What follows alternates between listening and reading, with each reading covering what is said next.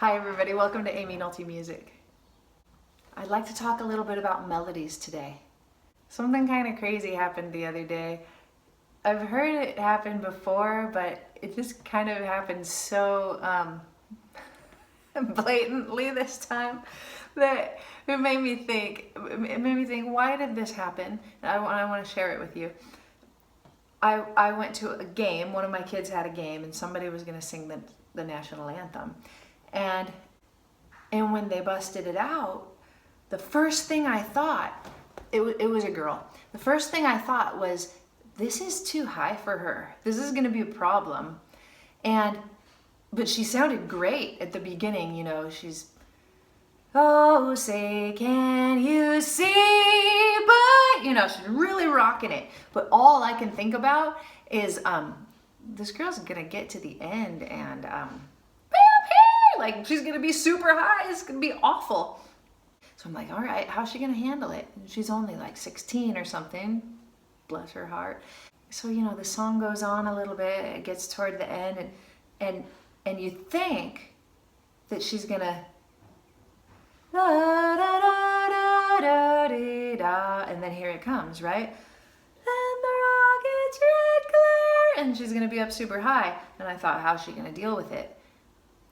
But she fixed it. She had a fix. It went something like this. Da, da, da, da, da, da, da, and the rocket's red glare. She just changed keys. She just changed keys. She's probably like, I don't know what she was probably like. That's my problem. I don't know what she was probably like.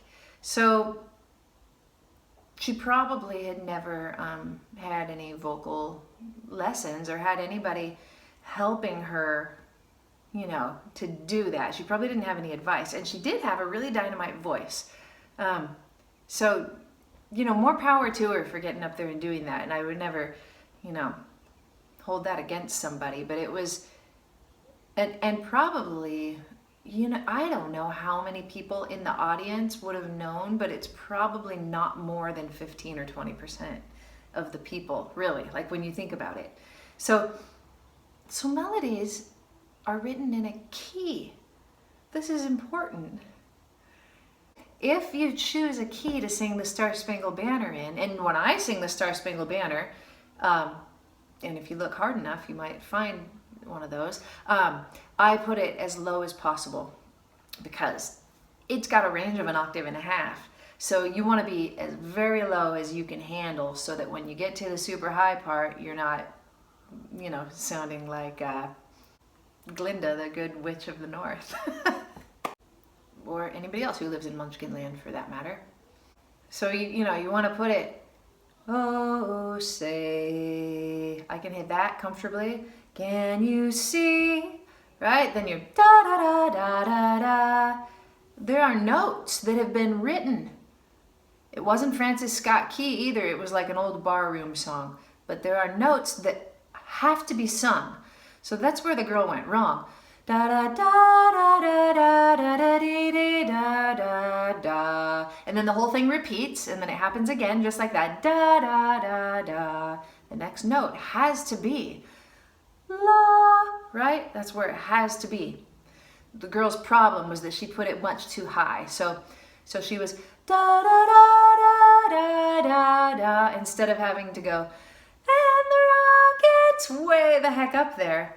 She just picked another note that felt good for her. And she probably thought, hey, I got this figured out. You don't have to jump way up to that high note. You can just pick another one. That's maybe what she did.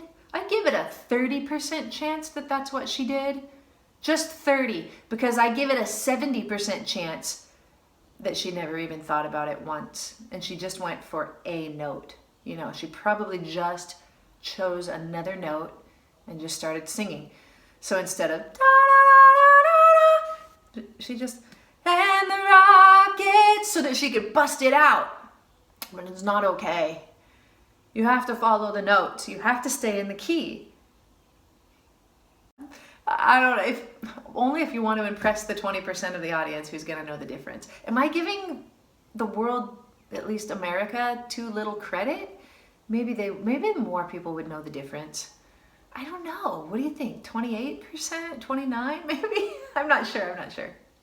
But anyway, I would really like to talk a little bit more about melody. So this isn't just a funny story with a bad ending. It's a little introduction into how well can you play melodies by ear.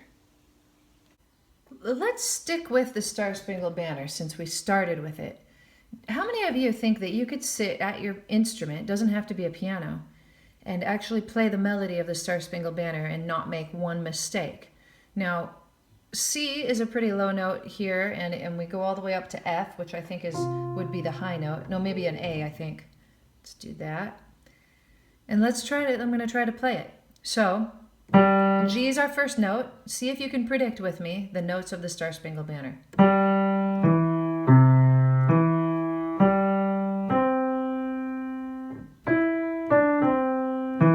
Do you know the next one? You might think it's there. It's not.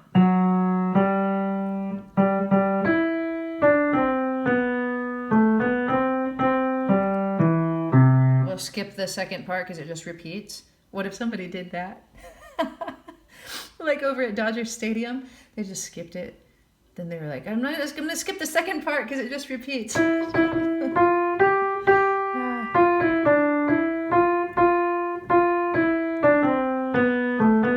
What is it?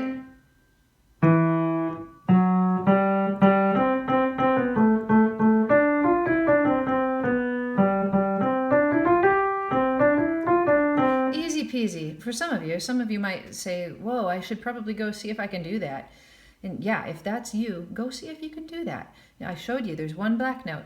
This is a really good melody, actually, because there are so many nice skips. I think most people are pretty familiar with it. So, but what happens when you decide, instead of making C your low note, or having it be in the key of C, you decide to raise everything a half step?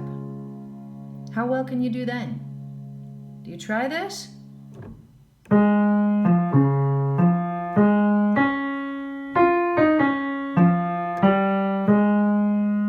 How well can you do? Can you hit all of these jumps? And then, have you tried this? I have a feeling that many of you have not tried this. And if you really want to get to know your instrument, whatever it is, and love this little guy, you got to explore other keys that you're not very comfortable with. I always say, if you're learning a new song, why not learn it in 12 keys is optimal, but at least 2 or 3 keys. 2 would be a good start, wouldn't it? What if you've got a new song that you're learning? What if you decide that you're going to do the world's sweetest cover of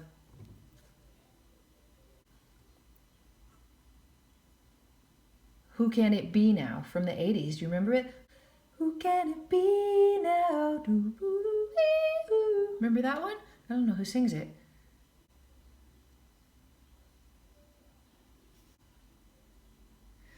It's totally Men at Work, but I'm looking it up because I just want to see, just because I always like to see if I thought of it in the real key. So, who can it be knocking at my door? That's where it would be, right?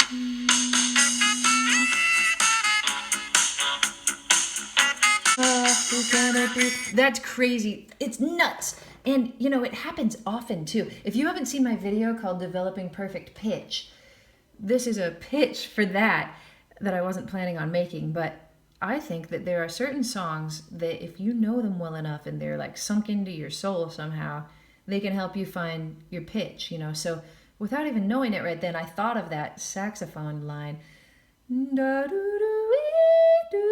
And it happened to just be in the right key. And I really don't think that's because of any talent of mine. I think that you have this inner ear that can just hear things like that. Anyway, that was a tangent, but okay, so what if you're gonna play that song?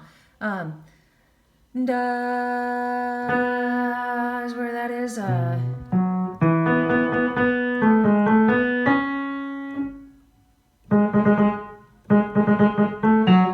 mean, it's gonna be a sweet cover. You can hear it forming, right?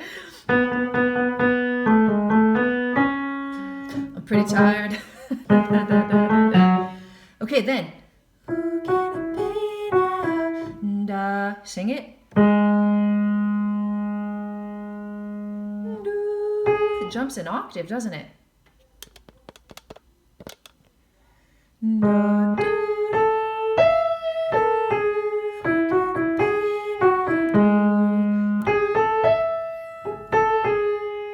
That's a good melody. It's got a lot of skips. Now we try it in a different key.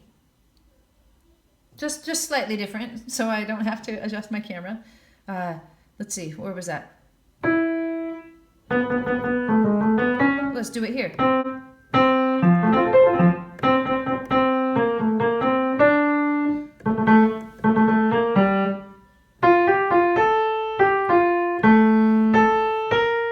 F.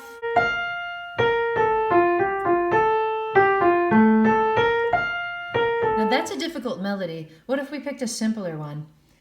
I don't want to get, so simple on you, but I think we need to do a simple song because, not everybody is capable of covering Men at Work. I do think everybody's capable of covering Row, Row, Row Your Boat. Let's start in the key of C, okay?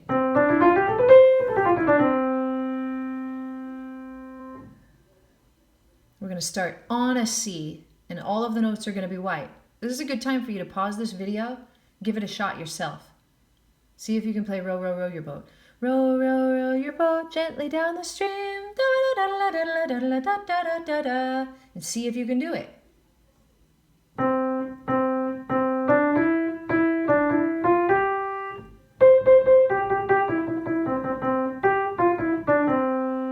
Next step, we're going to lower it. Let's lower it this time.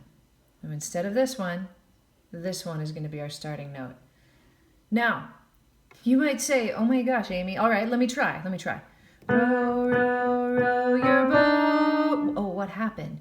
Why doesn't that work? Row, row, row your boat gently down the stream. Why doesn't that work? Well, we've talked about it before. It's the relationship of these keys to each other and the way that the piano's built. So look at this. I talked about this in my video called The Modes for Dummies. We learned that there is a half step here and a whole step here. So the very shortest distance that you can move on the piano is a half step. Okay, so the distance between here and here is a half step or a semitone. Distance between here and here is another half step, and the distance between here and here is another half step. If you put two of them together, half step, you get a whole step. Okay, so it works with the white keys. The whole scale works. Do, re, mi, fa, sol, la, ti, do. And that's great for these white keys, but the second that you drop it, it's not the same anymore. The relationships between the notes change. We don't have a whole step anymore. There's something in between these two notes, right? How about here? There's absolutely nothing in between these notes. Maybe when I was a kid, there might have been a nickel down in there in my piano. Not this one. But yeah, nothing between there. So this is the same as this. Get that? So when we play Row, Row, Row Your Boat, I mean, you can stab at it and take some guesses. Row, row, row. If you know this isn't it, you try this. Your boat. And oh no, that's not right. Boat. You try again. Row, row, row your boat. You just make little guesses like that. But you can also map the whole thing out and think about what are the whole steps, what are the half steps. There's a whole step, there's a whole step. So the first thing is going to be all whole steps. So from there to there is a whole step, and from there to there is a whole step, and there you go. What's the next one? Gently down the stream. So that's a half step. So if we're here, gently down the, it's a half step. See how that works? Now, I don't think that a lot of you will actually want to figure it out by whole steps and half steps. To tell you the truth, that's absolutely boring. But what you might want to do is poke around until you find it. No.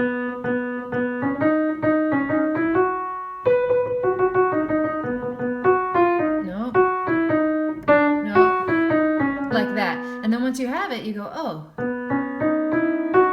those are the notes in this song. You could keep your fingers on them, so you don't lose them. And then you can lower it again and try it again.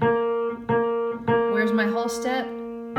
Where's my next whole step? Where's my half step? Right, and you've got your fingers on these ones. Hop up the octave. Very good. Let's go back to the girl who was singing the Star Spangled Banner. She started way up high, right? What if somebody was playing along with her?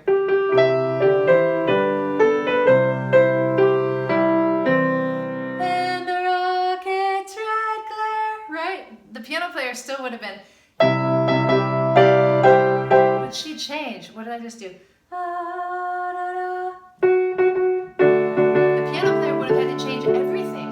They would not have been able to do that just choosing some random note. But it would be cool if they could do it, wouldn't it? The thing to do, if this girl would have come to me and said, I'd like to sing the Star Spangled Banner, I'd like you to accompany me. You know, I would tell her, let's find your key. And then I'd say, what's your lowest note that you can hit comfortably in your range? And maybe she would say, it's this one. I'd say, okay. So if that's the lowest note in your range, we're going to put it here. We're going to put it in the key of F sharp. You guys see what that looks like? I know you quite can't. F sharp, that's mostly black notes. But as a pianist, if somebody comes to you and needs to do something in a different key, especially a singer, you can't ask that singer, you can't say to the singer, I only know the song in C major. It doesn't cut it, because your singer's got a voice of his or her own that you need to match. The singer never needs to match the accompanist. Always the accompanist needs to match the singer. So to be able to play, first off, the melody in F sharp would be really nice. Be the first step. And then the next step would be to be able to play the chords.